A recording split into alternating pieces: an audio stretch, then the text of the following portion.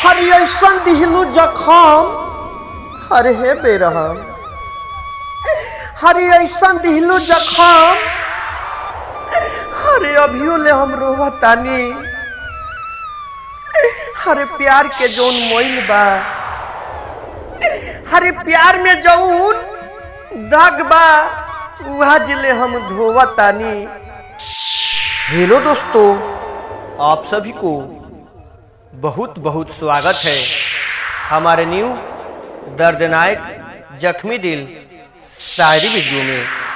तो चलिए हम आप सभी को टाइम वेस्ट ना करते हुए लेकर चलते हैं न्यू रुला देने वाला जख्मी दिल शायरी वीडियो में। तो अगर हमारा शायरी अच्छा लगे तो मेरे वीडियो को लाइक और चैनल को सब्सक्राइब, साथ में बेल आइकन घंटी दबाना नहीं भूलिएगा, ताकि कोई भी मैं नया शायरी वीडियो डालूं तो आप सभी के पास नोटिफिकेशन जरूर गिरे।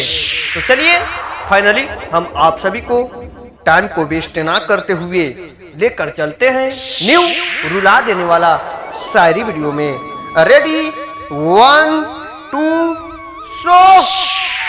हरि ऐसन दिहलू जखम, हरे हे बेरहम, हरि ऐसन दिहलू जखम, हरे अभियो ले हम रोवतानी। हरे प्यार के जौन मोइल बा, हरे प्यार में जौन दाग बा, वह जिले हम धोवतानी। हरे तोहरे वियोग में रोवतानी, हरे प्यार के दाग धोवतानी। हे करेजा, हरे हे जान, हरे प्यार में गम भरलू, हरे हे करेजा, हरे हमरा प्यार में तू गम भरलू। हरे जीले शराब पी के, हरे प्यार में हमरा गम भरलू, जीले अब शराब पी के। हरे जब तूहे नइखू दुनिया में, हरे जब तूहे नइखू हमरा दिल के दुनिया में, तो हम का रहब, अरे का करब जी के। हरे हे सनम, हम का करब जी के, अब तू ही बता दो। हरे अक्सर ही प्यार में,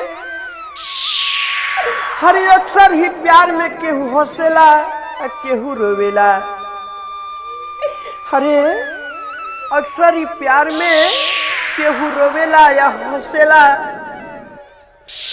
हरे जब खुशी बहुत मिले, केहू दिलवा में जब बसेला। हरे जब केहू दिलवा में बसेला, हरे बसल बसावल तो जिंदगी उजाड़ गईलो। हरे हे बेरहम, हरे हे धोखेबाज, हरे हे रहम। तो हेलो दोस्तों, आप सभी को हमारा शायरी कैसा लगा? हम उम्मीद करते हैं बहुत ही अच्छा लगा होगा। तो अगर अच्छा लगा होगा तो प्लीज़ मेरे वीडियो को लाइक और चैनल को सब्सक्राइब, साथ में बेल आइकन घंटी दबाना नहीं भूलिएगा। तो चलिए नेक्स्ट वीडियो के लिए बने रहिए। तब तक के लिए जय हिंद, जय भारत।